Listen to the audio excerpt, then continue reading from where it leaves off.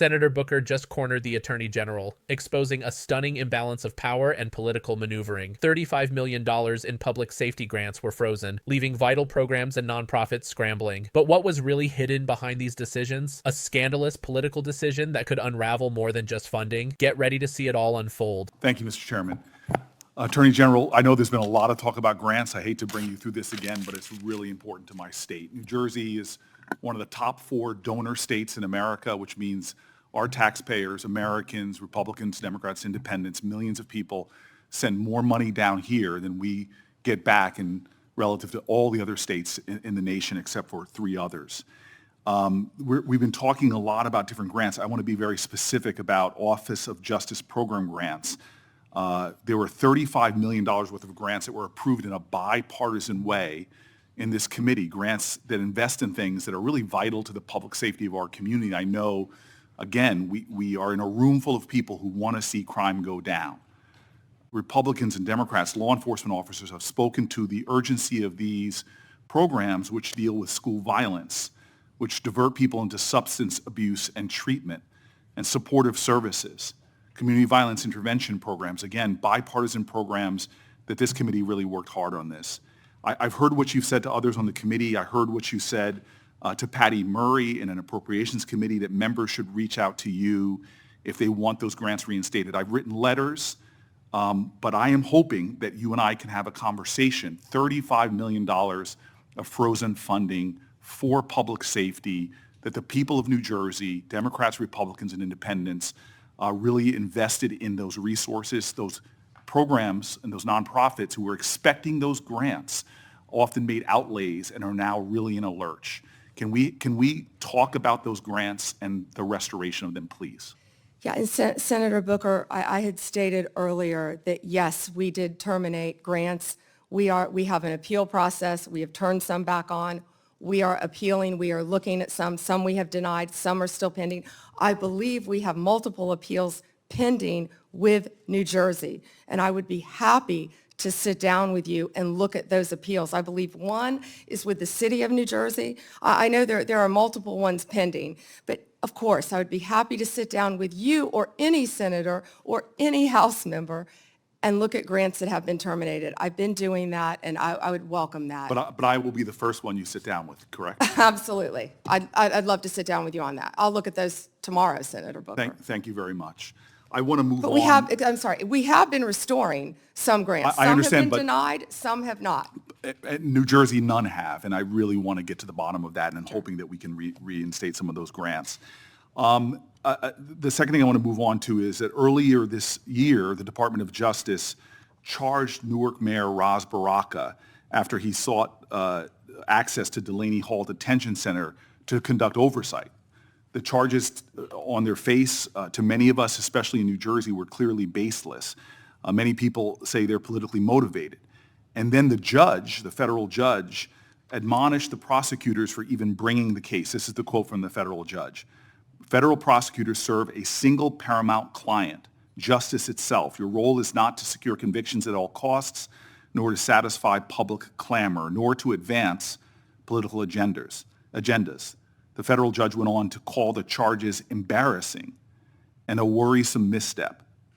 Mayor Baraka was arrested that day on the scene, and I know you understand this, to arrest a mayor of a major city on charges that were called by a federal judge embarrassing and a worrisome misstep is very concerning to me, and I think should be to the whole committee.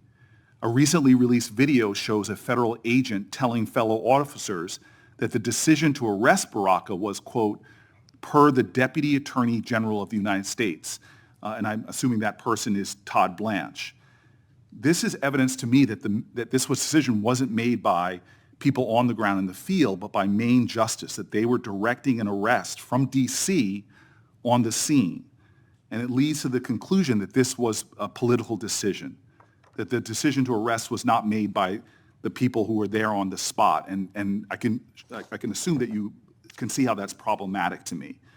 So I have questions not about the case, but really about how the decisions to arrest and charge Baraka and now MacIver, Congresswoman MacIver, were really made.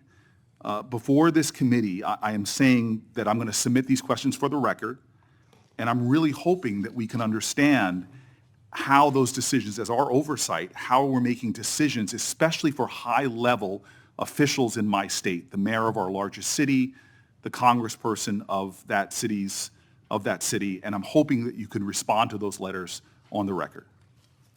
Yeah, and Senator, that matter is ongoing, and so I can't discuss it.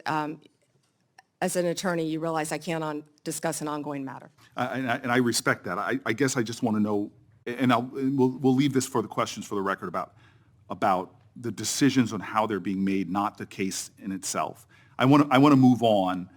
And again, I've heard your testimony so far. I know that there is data about violent crime in this city, but I'm really concerned about the application of Justice Department resources towards the challenges we have.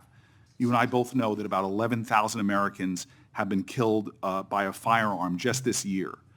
The Department of Justice, according to the White House's own documents, as well as that of the conservative think tank Cato, have shown that there has been a significant movement of law enforcement resources away from many other issues and into immigration enforcement. And we are seeing that in that immigration enforcement, a lot of the people are not the violent criminals that we are really needing to rid our streets of. In total, according to the Cato Institute, you've reassigned 7,460 law enforcement away from their primary duties, investigating drug traffickers, prosecuting child pornography, targeting high-value white-collar criminals, and again, forcing them, this is according to the Cato Institute, into low-level immigration enforcement. This includes, in terms of gun violence, 1,778 agents from the ATF to this kind of immigration enforcement. The White House itself has said that they diverted 45% of all of agents in 25 FBI field offices to work on immigration full-time. As a person who worked very closely in my time as mayor with the New Jersey field office, that's really concerning given the other threats. But it doesn't end there.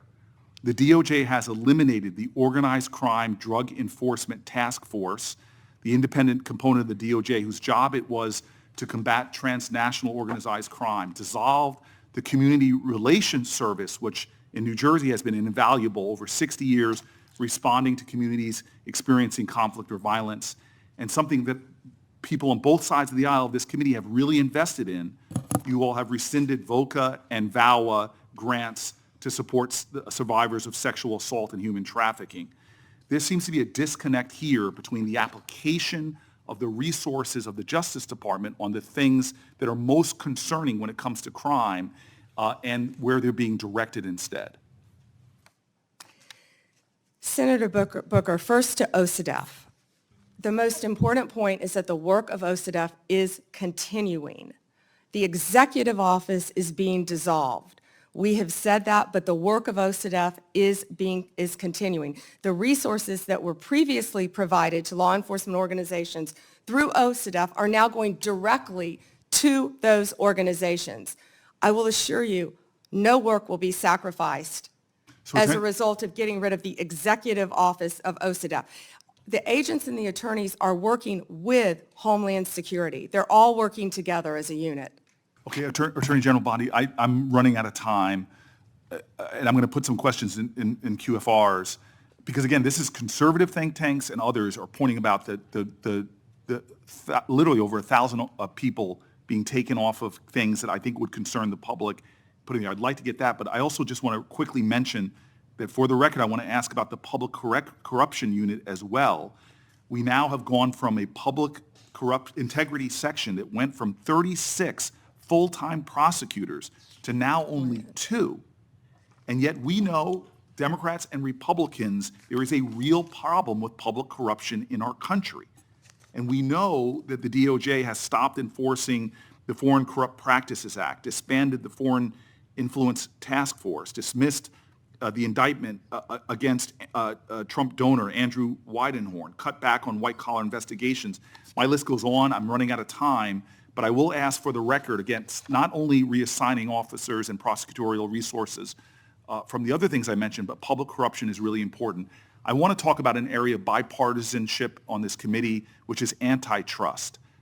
This is a very bipartisan area.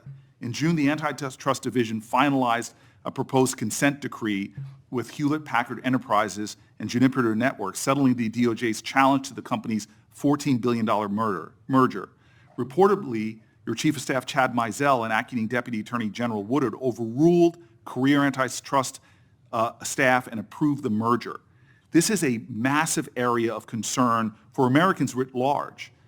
This is an area where corporate power is growing, corporate concentration in our country is happening at great degree. I'm grateful that the ranking member with Mike Lee on a committee that is really trying to get into this disturbing trend, and the issues right now in the Justice Department, the resources being put on it, and the appearance of improprieties that we're seeing are troubling. All I want to ask as my final question is, would you commit just to talk about antitrust to coming before the antitrust subcommittee led by Senator Lee to discuss antitrust enforcement in our country? We're over time. May I answer, Chairman? Yes. Senator Booker, I work hand in hand with Gail Slater. She is doing an incredible job. I said that earlier. I will let Gail Slater handle all matters with antitrust. The HP matter, Juniper, is a pending matter still because, as you know, it has to go before the courts, even after a decision has been made, and that's where it's pending right now. If I can go back to your previous two questions, first about our agents being reassigned. Our agents are working tirelessly on their day jobs and with Homeland Security. And right now, they're not getting paid. And they're on the streets during a government shutdown working to keep every city in this country safe, in New Jersey and in every state. They're working together with DHS on task forces, but they're also doing their core mission, and they're getting child predators off the street. They are working so hard with all the agencies hand in hand. That has not been sacrificed. And I'm so proud of the work that the FBI, DEA, ATF are doing. ATF agents have worked tirelessly. I am in constant contact with them on the incredible cases that they're making to keep our country safe and our world safe, especially our DEA agents who are stationed around this world, and now they're not getting paid. Back to the public integrity section, the last point you made. It has not been slashed. Those are going to the various U.S. attorney offices to be handled in each office around the country instead of one unit based in D.C. Yeah. Thank you, Senator. Before Blackburn, my Democrat colleagues continue to criticize the DOJ for their role in President Trump's. What you just witnessed was a shocking, calculated power play by those who hold the reins of influence within the most powerful institutions of the country. Senator Cory Booker, standing firm for the people of New Jersey, didn't just ask questions, he exposed the deep-rooted corruption festering inside the Department of Justice. A $35 million fund designated for public safety in one of the nation's top donor states was frozen with no clear explanation. This wasn't just about money, it was about lives. These were crucial grants meant to fund essential programs like school violence prevention, substance abuse treatment, and community safety initiatives, all of which directly impacted real people. For the communities that needed these resources the most, the freezing of this funding is not a mere bureaucratic decision. It's a betrayal. These decisions have far-reaching consequences for thousands of people, many of whom are already vulnerable and marginalized. Senator Booker's line of questioning didn't stop there. He quickly turned his focus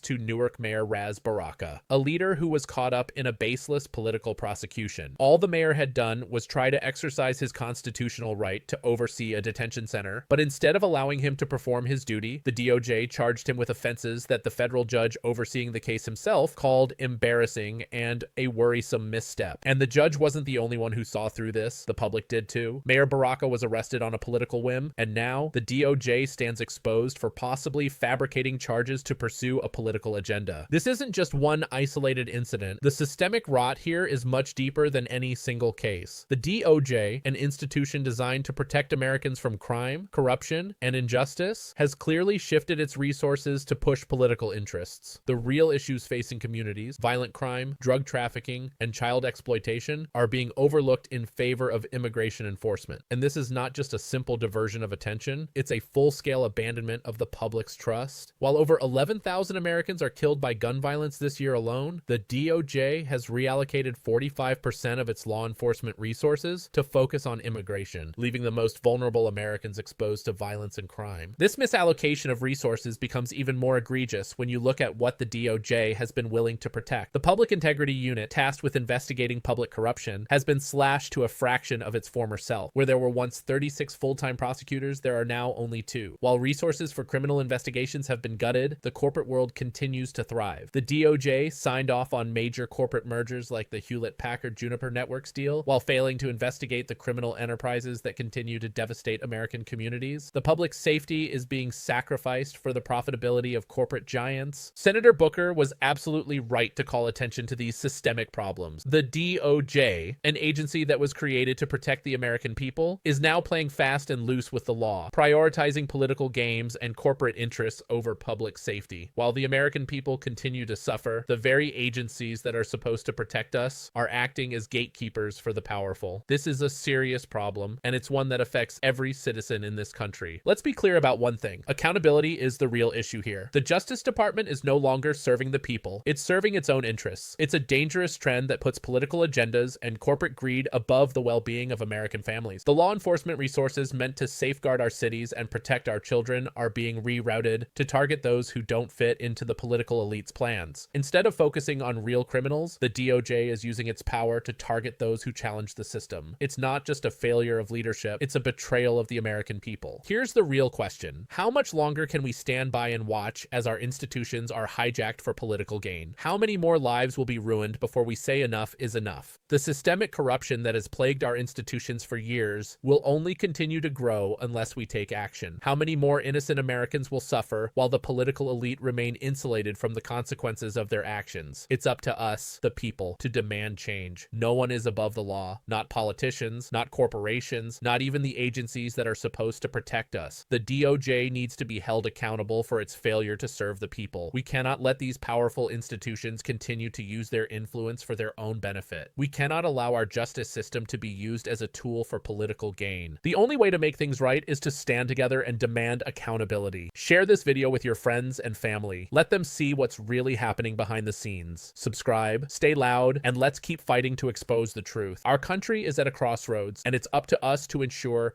that justice isn't just a word, it's a reality. The Constitution was written to protect the people, not the powerful. It's time we remind everyone of that. Justice is not negotiable. It's our right, and it's our duty to ensure it's upheld. Senator Booker just cornered the Attorney General, exposing a stunning imbalance of power and political maneuvering. $35 million in public safety grants were frozen, leaving vital programs and nonprofits scrambling. But what was really hidden behind these decisions? A scandalous political decision that could unravel more than just funding. Get ready to see it all unfold.